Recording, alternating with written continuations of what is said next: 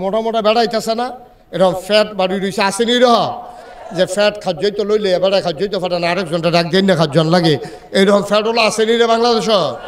তা এবারে গোসল করবো কেমন, এবার নাবি যে ভিতরে গিয়া রইলো, এবার নাবির ভিতরে আঙ্গুল ডুহাই এমনি ঘুরাইয়া যারা এই সামলার মধ্যে বাস ফেরা রয়েছে এই উল্টাইয়া এই পানি দিয়া ভিজাইয়া এরপরে আবার বাজে বাজে হালাইয়া এরপরে গোসল করে উঠন লাগবে, নাইলে ফরজ গোসল হবে না, ঠিক কিনা? আমরা দেশে অধিকাংশ বেড়াইতে জোয়ান সাজনের লেগে দাড়ির মধ্যে চুলের মধ্যে কলপ দিয়া রাখে, এই কলপটা একটা কেমিক্যাল, এটার ভিতরে ফানিয়ে ধরে না, এই যে এবারের মতো মেহেন্দি দিলে কোনো সমস্যা নাই, এটা সুন্নাহ। নবীজি বলেছেন তোমাদের কালার দাড়ি চুলের রং বদলাই ফেলো, যখন সাদা হয়ে যায় এগুলারে তোমরা এই মেহেন্দি দিয়া এটারে লাল করে তো এই মেহেন্দি দেওয়ান যাইব, চুলের মধ্যে কলপ দেওয়ান যাইতো না, কলপ দিয়া গোসল করলে ফরজ গোসল আদায় হইতো না। এখন আমরা বেরিয়েছে যে নেইল ফালিশ দিয়া গোসল করে, আপনি সাদা কাগজে লেখা নিয়ে যান, আমি নাগাইশের পিসাব দায়িত্ব নিয়ে বলতেছি তার গোসল হবে না, কারণ তার এই অংশটা পানি লাগে নাই। আবার অনেক বেড়াইতে দেখবেন টাইট আংটি পরে, আংটি এমন টাইট চামড়া কাটটা ভিতরে গিয়া রয়েছে, এটার আপনি ঘুরাইতে হইব। অনেকে আছে ওয়াটার প্রুফ ঘড়ি ফুইরা গোসল করে আইয়া পরে ঘড়ির চেনের তলে হোক না। অনেক বেড়াইতেছে শীতের ভিতরে যে গোসল করে এবার আগে রেডি হইয়া থাকে, নামনের আগে উডনের লেগে রেডি হইয়া থাকে, ফানিত নামনের আগে রাস্তাটা থিতাই লয় কহেন দিয়ে উঠবো বেড়ায়, ওটা ভজ্জুর ফিরে লাভ দিয়ে উঠতে থেকে এই উঠটা সেটা দেখে যে লুঙ্গি খুলছে পরে যে লুঙ্গি বাজে বাজে হোক না, তাইলে এবার আপনারা বিবেকে কি কয় যেই বেড়ার লুঙ্গি শুকনা রয়েছে এবার কি চামড়া ভিজছে, আমার কতখানা চামড়া ভিজছে, তাহলে এবার কি ফরজ গোসল আদায় হইছে? গড়গড়ার সাথে কুলি করতে হবে একবারে এমনভাবে করে আপনি একেবারে হলকুম পর্যন্ত যেন পানি পৌঁছে যায় এমনভাবে গড়গড়ার সাথে কুলি করতে হবে। এখানে শেষ না, এরপরে আপনার গিয়া এই নাকের ভিতরে যেহেন পর্যন্ত ফানি গেল জ্বললে উঠে সেই পর্যন্ত ফানি পৌঁছে সুবহানাল্লাহ কেন তো।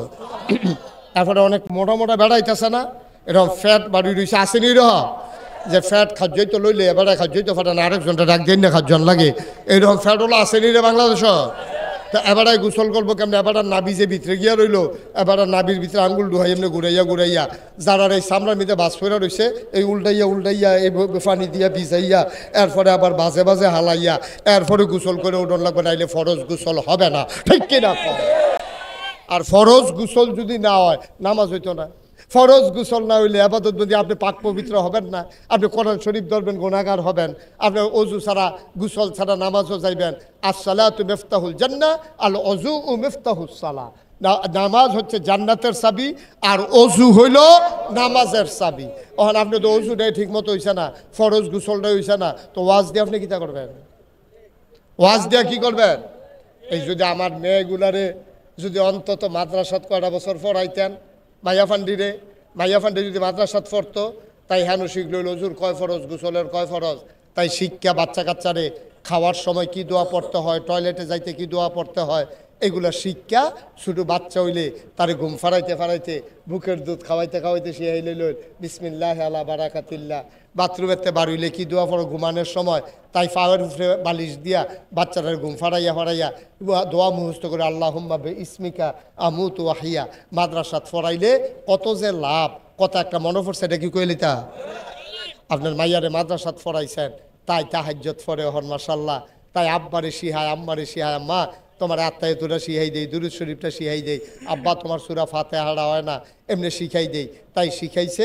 আর তাই বিয়ার আগে তাহাজ্জুদ পড়ে আল্লাহর কাছে দোয়া করতেছে, আল্লাহ আমার ধনী মানুষ লাগতো না, সুদখুর ঘুষখুর আমার জামাই যেন না পড়ে, আল্লাহ তুমি আমার জামাই একটা ফরহেজগার, কাম লাগলে একটা রিক্সাওয়ালার কাছে আমার বিয়া দিও, কাম লাগলে মুদি দোহানের দালে বিয়া দিও, কাম লাগলে মক্তবের হুজুরের কাছে বিয়া দেওয়াইও, কিন্তু বেনামাজি বেরুজদার সুদখুর ঘুষখুর এইসব জামাই যেন আমার নামাজ না, আমার কপালও না পড়ে। তাই প্রত্যেক দিন তাহাজ্জুদ ফিরে দোয়া করে। বাইরটা খবর আছে তার বিয়া ঠিক হয়েছে, জামাই পুলিশ, জামাই পুলিশ, জামাই কি ওখান বান্ধবীরা কয় কি তাহাজ্জুদ ফিরে যে দোয়া করছো অন্ত কপালও পুলিশ পড়ছে, তাই কান্দে আল্লাহ আমি চাইলাম কিতা তুমি দিলা কিতা। কারণ আমরা দেশে একটা কথা আছে, মাছের রাজা ইলিশ, চাকরির রাজা পুলিশ। মাছের ভিতরে ইলিশটা মজা, চাকরির ভিতরে পুলিশটা মজা, আটকাইয়া টেহা, ঠিক নিও কতখানা ঠিক নেই। তো তাই যে তাহাজ্জুদ পড়লো, মাদ্রাসাত পড়লো, তাই কফালো আইয়া পড়লো পুলিশ। কি পড়লো? আমার কথা কেনা কিলিশ। আরে কথা আপনার এগুলো কি কথা কম কনের অভ্যাস? আজ ওই অভ্যাস টভ্যাস ভাঙ্গা লাইবেন। তার জামাই কফালো কি পড়ছে? এখন পুলিশ পড়ছে, পরে কি করবো? তাই মনে করছে আল্লাহর হুকুম, এটা আবার বিশ্বাস করে তো আল্লাহ যা করে ভালো লাগিয়ে করে।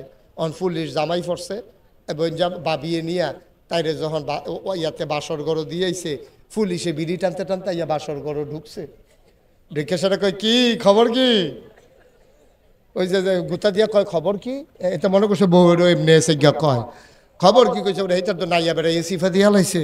কয় কি জামাই ফললো রে কফালো, বিড়ি টানতে টানতে ইয়া ঢুকছে। তো তাই ডাক দিয়া কয় আমরা তো আল্লাহ করলে স্বামী স্ত্রী হইছি, আল্লাহ কফালও রাখছে, আল্লাহ এই আমরা শুভ সূচনা আজকে চলেন দুজনে মিল্লা আমরা 2 রাকাত নফল নামাজ পড়া দোয়া কইরা জীবনটা শুরু করি। তো তাই অজু করছে, তার এবার আরো অজু করাইছে, করাইয়া দুজনে 2 রাকাত করে নফল নামাজ পড়ছে। তে আবার নামাজের ভিতরে চাই কেমনে পড়ে, নামাজ পড়ছে না তো তুই জীবনে, বউয়ে কেমনে পড়ে চাইয়া তো একবার উফরে হাত বাইন জ্বালাইছিল বউয়ের মতো। পরে বউয়ে নামাই দিছে আর একটু নিচ্ছি। নাউজুবিল্লাহ কইতেন না? আহারে মুসলমান। এখন ভাইয়াটা কইতে আছে মাদ্রাসাত পড়ছে তো, তাই কইতে আছে চলেন আমরা একটু দোয়া করি আল্লাহ যেন আমাদের দাম্পত্য জীবন সুখময় করে দেয়।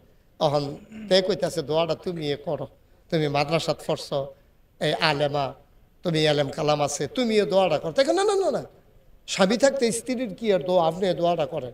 হ্যাঁতে তো জানে যে দোয়াই তো না যে ভিতরেতে, এর লেগেতে শেষ পর্যন্ত ধাক্কাইয়া মাইয়ার কফাল হয়ে দিছে। তো মাইয়া দোয়া করতেছে আল্লাহ ও আল্লাহ আমি চাইছিলাম কি কফালো ফললো কি, কোনো সমস্যা নাই, মান্না নিছি, দয়া করে তুমি আমরা যেই দিন গেছে গেলে গেছে, যেই দিন গেছে আর ফিরাই আনতাম চাই না।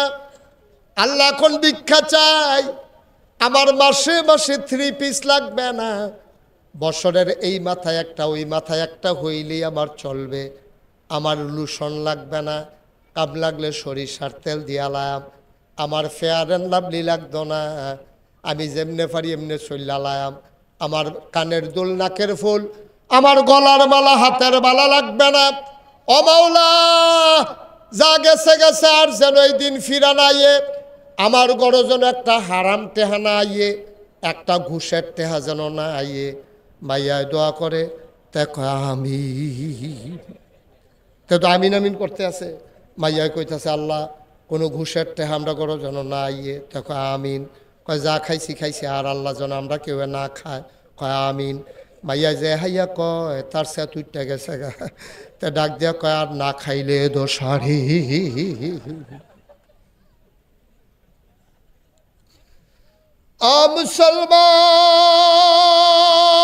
মুসলমান ওই তোমার মেয়েরে তুমি মাদ্রাসায় পড়াইছো, তোমার মেয়েটারে ওই পুলিশের সাথে যখন বিয়ে হয়ে গেছে, মেয়ের আস্তে আস্তে করে নিজের কোনো চাহিদা নাই, আল্লাহর খাস মেহেরবানি, এখন আর পুলিশে ঘুষ খায় না, এখন বাইতেইলে নামাজ পড়ে, চাকরির এহেনো গেলে নামাজ আর পড়ে না। মাইয়ায় বুদ্ধি করে নামাজের টাইমে ফোন দেয়, কয় কিতা করেন, ও মসজিদের কাছে দিয়ে আরতে আসি, মিশা কথা আবার কয় না, এমনি বালা জাত বালা জিগাইছে নামাজ পড়েননি, কয় আমরা বাড়ির গাড়াত মসজিদ। আরে জিগাইছে কিতা তুই কস কিতা, তোরা জিগাইছে নামাজ পড়ছি, তোরা বাড়ির গাড়াত মসজিদের জিগাই কি কইছে, কইছে নামাজ পড়নি তুমি, আব্বাই মসজিদও খেত বেড়াইয়া দিছে, আমরা দাদাই বেড়াইয়া টেহা দিছে। এখন পুলিশরে ফোন করে ভিডিও কল দেয়, আসরের দি জামাতের সময় আপনি দি বাইরে ঘুরেন মসজিদও যান। আল্লাহর কুদরত রে ভাই, কারে দিয়া কে বদলাবে বোঝা বড় মুশকিল। আমার মাদ্রাসায় পড়া মেয়েটা, আমার ছোট্ট মেয়েটা স্বামীর বাড়িতে গিয়া এখন শ্বশুর শাশুড়িরে পর্দা শিখাইছে, স্বামীরে ঘুষ খাওয়া ছাড়াইছে, নামাজ ধরাইছে।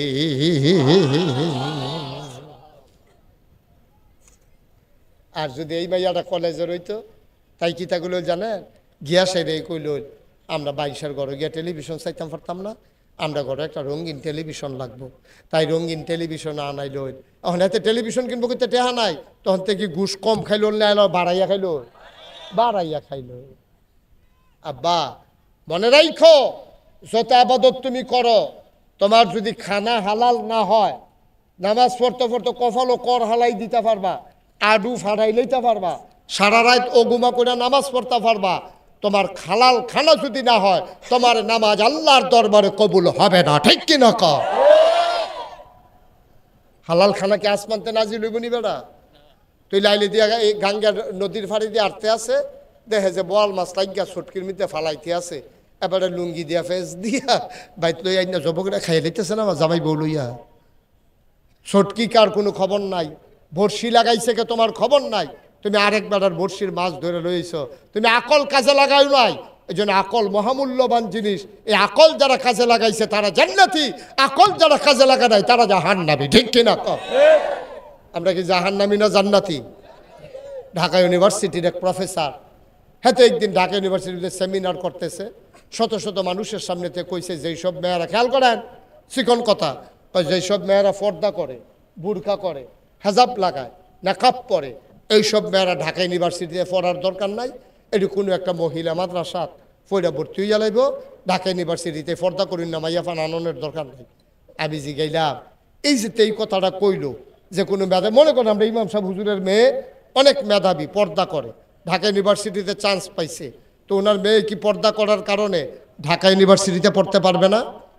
আমার কথাখানা পারবে না? উনি কি ওনার এই অধিকার, ওনার মেয়ের কি এই অধিকার নাই? ঢাকা ইউনিভার্সিটি তোর বাফের, ঢাকা ইউনিভার্সিটি যেই জায়গায় হয়েছে সেটা মুসলমানের জায়গা, যেই টাকায় হয়েছে মুসলমানের টাকা, ভিসি থেকে শুরু করে চতুর্থ শ্রেণী কর্মচারী পর্যন্ত যাদের এই তাদের যে বেতন হয়, এই বেতন হয় আপনার আমার টাকায়। ঠিক কিনা বলেন? আমরা একটা বন খাইলে সরকারের গড় সাইরানা পয়সা হইল গিয়া জমা হয়, ট্যাক্স